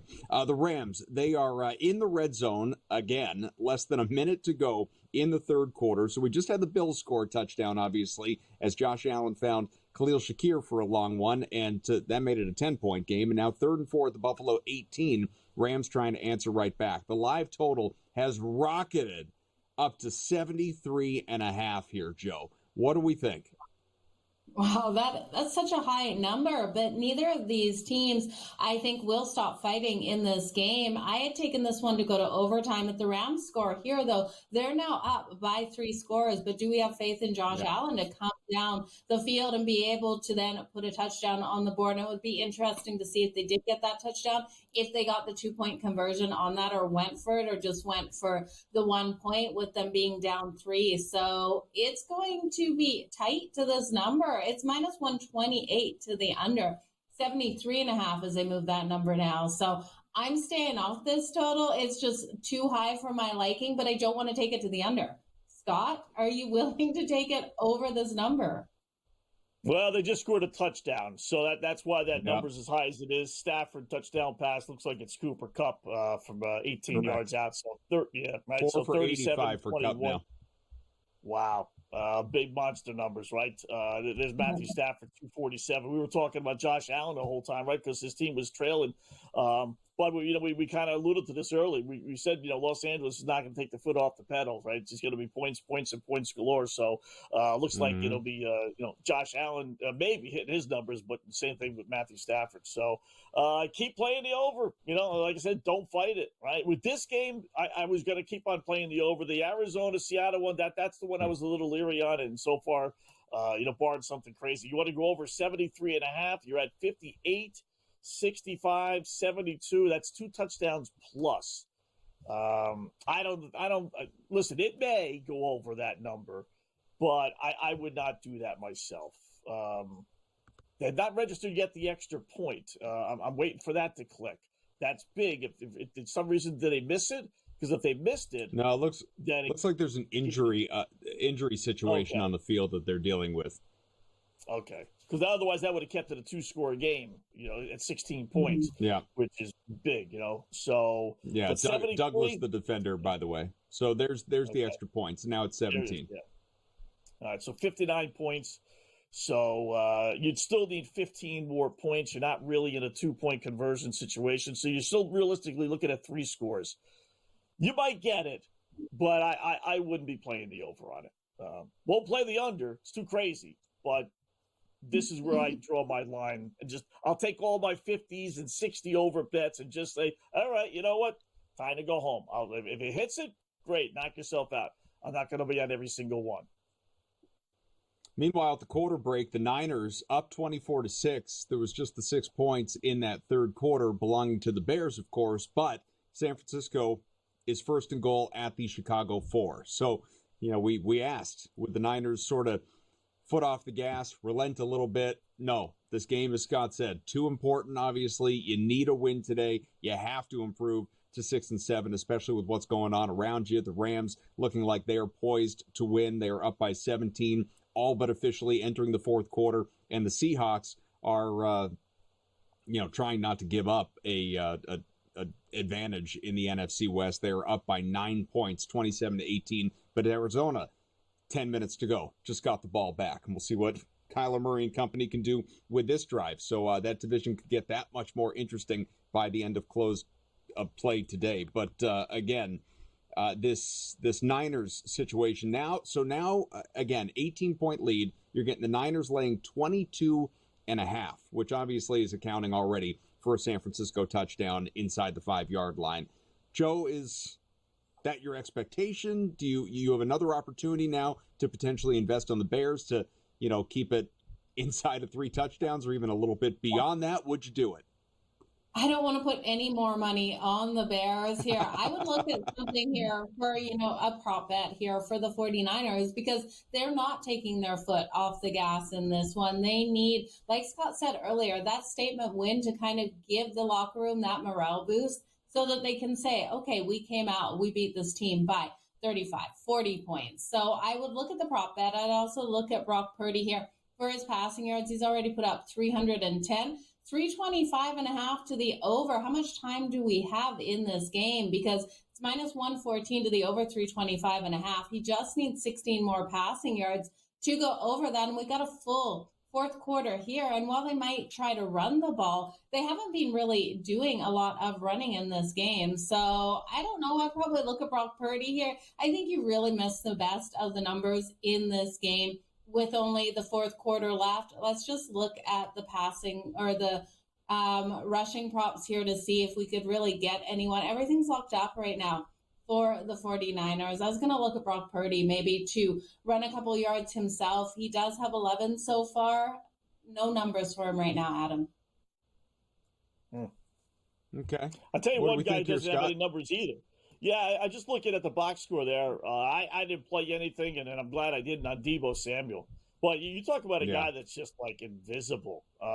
He got his money, and boy, he has just not been the same. Just hasn't. I mean, in fairness, he's hurt. I mean, he's playing through something. I don't know what it is specifically, but he's not the same player out there right now. Yeah.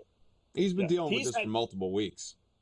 Yeah, 22 yards, 21 yards, 20 yards are his numbers coming into today, his last 3 games.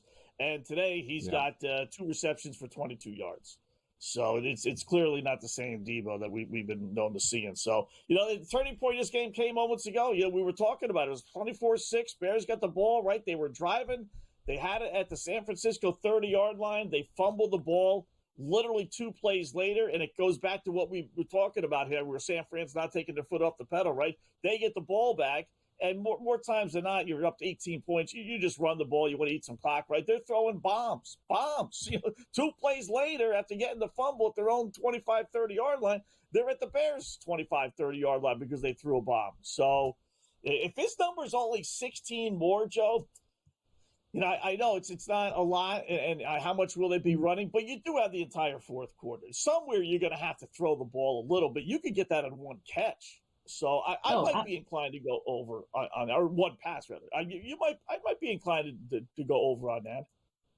Yeah, I think so as well. Like I said, 15 minutes. Whole fourth quarter, that's so much time for him to be able to get that ball moving. Now we just look, flags came out on the Rams in this game. It looked like it was a horse collar on Josh Allen as he was running the ball down the field. So I'm seeing the Bills right now, 3rd and 10 on their own 30-yard line. We'll see if they're able. They've got to get something done on this drive. If they can't score on this drive, you guys, I don't know. I'd probably start looking at those under 73.5. It's just so high out there. And if the Bills can't get anything done, but we do have another quarter. We're going into the fourth now.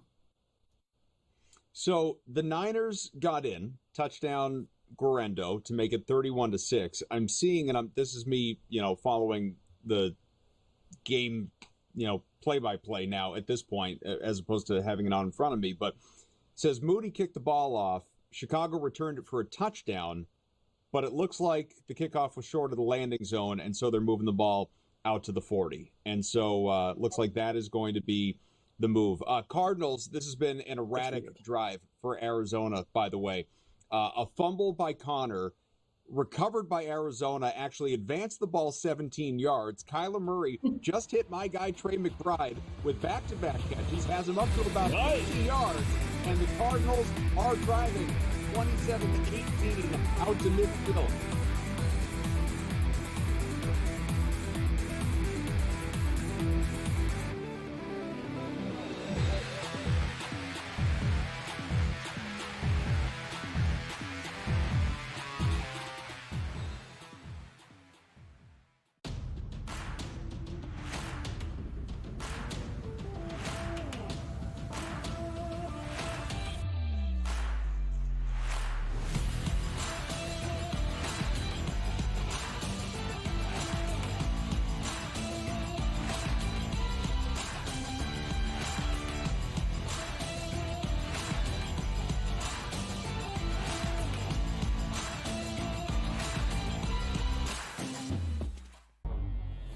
guys that can do it all. Too much electricity this morning. This is a good time. We're having a lot of fun. I had to do a triple take. Ka-ching!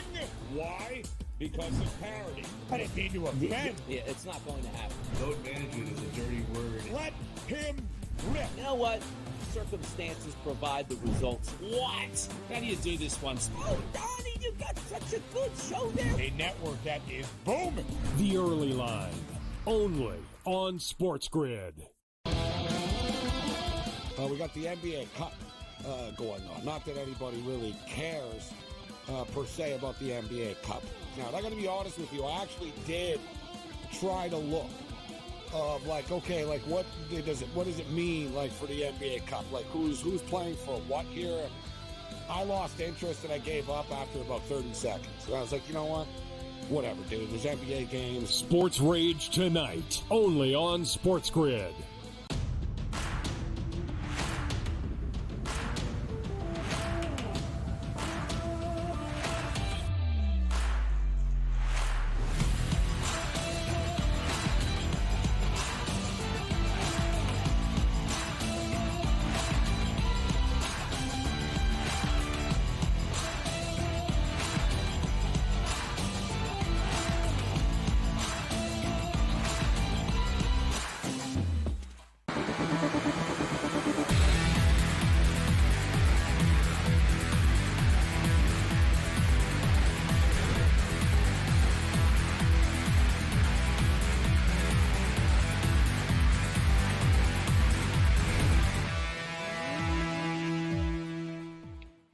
This afternoon slate is invigorating. We haven't even touched on anything that happened during the 1 o'clock Eastern window. It has been all 4 o'clock, constant updates, scoring. So the Bears, they are down 31-6, moving the ball now out into the red zone. 2nd and 7 at the San Francisco 14 after a DeAndre Swift run for a few yards. Still 12.5 to go in that one. Again, it's not about Chicago winning. That's not going to happen. But in terms of covering some sort of in-game number that we talked about, maybe. More interesting, and can they come all the way back with basically an entire fourth quarter to go? The Bills just scored again. Another rushing touchdown out of Josh Allen. It is 38-28. There's the passing touchdown. Caleb Williams to Rome Odunze. Second score of the day for Odunze. We'll see if they can get the extra point this time. But that's going to make it 31-12 as we stand right now. But the Bills down by 10. Again, 14.5 to go in the fourth quarter. And the Rams getting the ball back. It is 38-28 in that one. And the Cardinals, unfortunately, couldn't do anything on their drive despite moving the ball multiple times. 27-18, Seattle back with it. 7 minutes and change left in regulation in that contest. Extra point good for the Bears. So it is now 31-13, an 18-point game. Again, Niners aren't going to lose this one. But again, if you jumped in at plus 21.5 on the Bears, let's say, well, you got a decent sweat ahead of you. Bills-Rams, though, that's the marquee event as we sit right now, and it is a fascinating game. A total that is now live line 79.5. Over is plus money, or at least even money, and half is what the Rams are laying right now. Scott, what do you think of what we've seen so far, and where are we going most importantly? Well, it's crazy, right? I will tell you, Arizona missed a 40-yard field goal. That's why it's still a 9-point deficit. Boy, you can't do that. They did the right thing. They didn't go for it on fourth down. Make it a one-score game. Ryland, their field goal kicker's been halfway decent, but he missed it. So, that definitely is going to hurt them now with 7 minutes left. Seattle with the football. As far as Rams and Bills, boy, that 73.5. If you did take it, you're up to 79.5 now. I guess you just keep playing the overs. We're at 64 points. You're still going to need 2 touchdowns. Plus, without any 2-point conversions, which we're not really kind of on a pace for a 2-point conversion. I know you have the whole fourth quarter, but when do you just say whatever it is, just keep betting the over because neither team is scoring. It's tough to do asking for 3 scores in the fourth quarter, but you might as well play the over 79.5. Why not? And I still think somewhere along the line, though, you can kind of hedge it a little bit by taking Buffalo. If you take Buffalo plus the 6.5, that means you need Buffalo to make a stop somewhere along the line. And if that's the case, then you probably won't get your 3 scores. So I'd be more inclined to take Buffalo plus the 6.5 because as much as teams are able to get the oh-by-the-way touchdown, I think that's especially the case here today. With Buffalo putting 28 points on the board and L.A. putting 38, there's no defense out there at all. So the chances of the Bills not being able to get that oh-by-the-way touchdown, to me, are very small. Yeah, pretty impressive what we're seeing out of both of these offenses here between the Bills and the Rams. We still got a 2-score game here, just 10 points between these two. I jumped in at overtime in the first half of this game. It was plus 1,000. The overtime bet's still at you got more value now. It's at plus 1,600. I still think it has every possibility here because it is Josh Allen. It is the Buffalo Bills. And I don't think they go down fighting. But with what we've seen out of the Rams, I'm so impressed with what we've seen out of Matt Stafford and this offense, really making those nice connections. You look at his passing yards so far on the day, you guys, and Matt Stafford's already put up 246 yards through the air. Josh Allen with that 267. So right now, Matt Stafford's numbers are all locked. Actually, it just popped up. 300.5 is his passing prop. He's not going to take his foot off the gas. I don't think the Rams can turn to a run game in this one. I do think we could still see Matt Stafford, even though they're up by 10. And yes, they may be a little bit more cautious, but you guys, it's only 46 more yards he needs in this fourth quarter. I think there's plenty of time for Matt Stafford to be able to go over that. We know he can drive a long bomb in just one pass and go over that number. And you talked about that missed field goal. It went straight off the uprights. There's nothing more heartbreaking, especially when you're riding an over, than seeing that field goal go off the uprights at him. No, there's no doubt about that, especially when you're on the Arizona side and looking to narrow that gap. Yes. And get some more points. That would have helped bring it into a one-score game. But again, 9-point game. Seattle has 5.5 minutes left. 1st and 10 at the Arizona 37 as well. So we might see some points if you're riding an over, but they, are poised to belong to the Seahawks, the road team. The Bears continue to trail by 18. Niners 2nd and 5 at their own 35, though, and so about 11.5 to go in that one. Most interesting thing, right now, obviously, is this Bills-Rams game because I just don't know. I don't know when it ends in terms of the scoring. I'm not saying I want to invest in the over 78.5, but I certainly wouldn't tell you, to go the other way on it. This isn't a game that feels like it's slowing down. We're at 38-28. That's 66 points. And, 2 more touchdowns in this game is entirely plausible, entirely with 13 minutes still to go. Bills have the ball. So an opportunity to cut this to a 3-point game if they have a good drive here. 1st and 10 at the Buffalo 9. So obviously, got basically the full field to go here, Scott. But, the Bills at plus 6.5 is now an intriguing number. But the only thing that I guess pulls me away from it is how juiced it is. I'm looking at minus 140 here.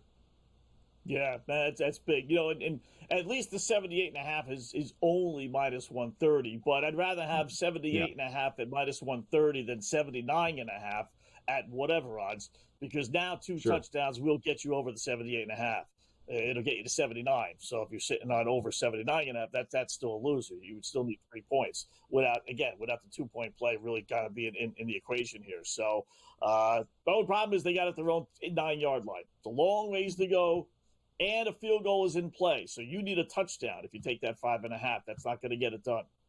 I'd be careful. Yeah, I'd be careful. Arizona.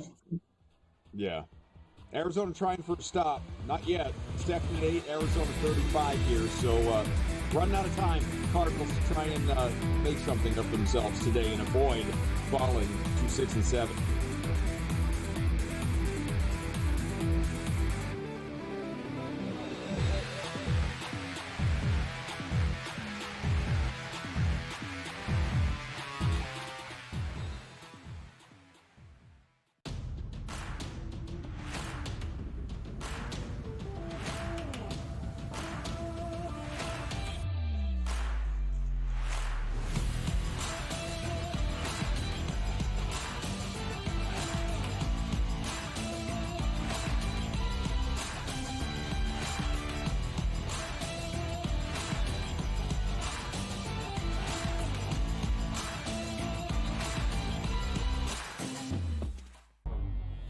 two guys that can do it all. Too much electricity this morning. This is a good time. We're having a lot of fun. I had to do a triple take. Ka-ching!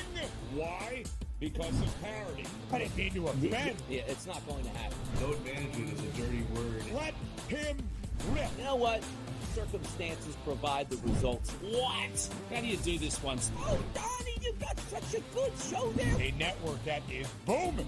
The early line, only on SportsGrid. We got the NBA Cup going on. Not that anybody really cares per se about the NBA Cup. Now, I got to be honest with you. I actually did try to look of like, okay, like what does it mean like for the NBA Cup? Like who's playing for what here? I lost interest and I gave up after about 30 seconds. And I was like, you know what? Whatever, dude. There's NBA games. Sports Rage tonight, only on SportsGrid.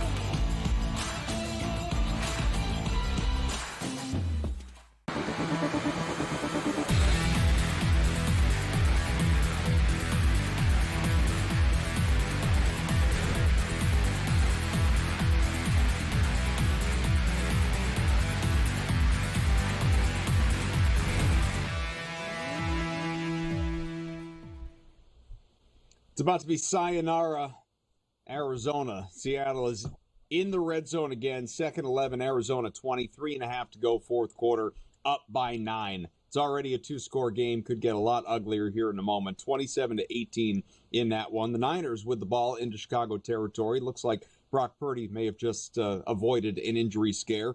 And the Niners trying for another score, up 31-13. So that game effectively over with 8 minutes and change to go. And the one that is still very much in question, despite it being a 10-point game, is the Bills and Rams. We have Buffalo into L.A. territory again, guys. 1st and 10 at the Rams 33, and now the Bills are catching 3.5 here, Joe.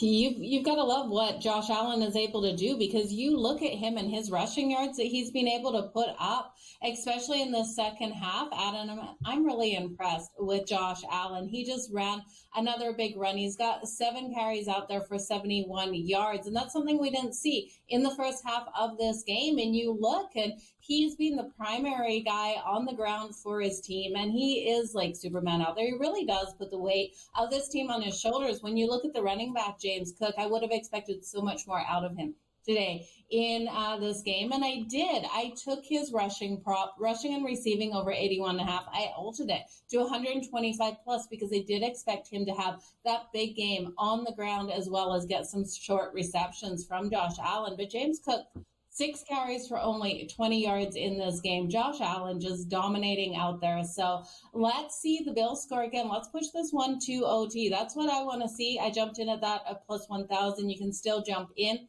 at plus 1,800. I just looked, Scott. It's not bad. That's worth a hunch. You know, you got to figure they're going to be good for a field goal here. I see a 3rd and 3. I got a feeling they called a timeout because It's been 3rd and 3 on FanDuel there for a while, right? Yeah. So 3rd and 3 at the LA 26. Would you kick a field goal if they don't get the first down here? You know, they're down 10. You know, they should, but it's 2024, so we all know simple football logic is thrown out the window.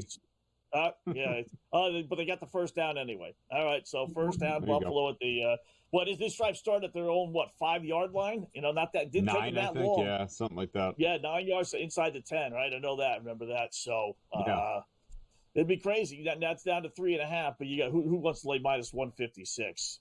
I wouldn't do that. So I'd just assume take the money line. You know, give me the plus 220. But that overtime, Joe. Sure. You know what? That's not 18-1. That's not bad. Worth a little hunch. Yeah, I just love the plus money on it, especially when it's the Bills. It's Josh Allen. It's only a 2-score game here, and they're not I wouldn't think if they're in a situation to kick the field goal and tie it up or go for the touchdown for the win. I think the coaching staff would go for the tie to push it to overtime. Have you seen the opposite happen, though, Scott? Because you're the one who always says, what is this coach doing? Have you really seen the Bills get those chances where they go for the win instead of going to OT? I can't remember a situation where I have. Yeah, I don't think. Yeah, Buffalo's not really known for that. They're being not necessarily conservative, but I think they would play it the right way and actually kick the extra point. Knowing that their offense has been so successful, although who knows, right? If you have a play, Adam, that I don't mind going for it and touchdown Buffalo. There you go. We'll see if they go for 2 here. I kind of doubt that. Yeah. If it was on the other hand, where you take the lead to win the game, maybe. Yeah, well, why would you do it here, right? It wouldn't make any sense to do it here. Yeah. This one, passing touchdown to Mac Hollins this time. 4 for 57 for Hollins in this game. So Josh Allen, the 2 rushing touchdowns, 3 passing touchdowns, 318 passing, QB rating, passer rating, right around 130. I mean, just give him the MVP. Give him the MVP at this point. It was already entered the game as the favorite already, but I mean, holy hell, has he hammered it home today? Wow. That Rams secondary is just getting shredded. Just shredded. Yeah. But you're right. He's doing it on national television. This is the lone game that really is worth anything for anybody, at least here on the East Coast, right? So the whole world's watching this and they're seeing this. And it's like, wow, 38-35. Can you get a stop, Buffalo? That's now it's down to 2.5. 2.5, and the money line's down, only down to 136. They were down 17 2 minutes ago, for goodness sakes. Now they're down 3 points. Crazy. Love the Bills. A lot of time. So much time left in this game. 8.5 to go still in this contest. Seattle kicked the field goal, so that makes it a 30-18 game with about 2 minutes left in that one. Arizona will get the ball back. The Niners are in the red zone at the Chicago 18, looking for more, up 31-13. But no question which one is the main event here in the afternoon.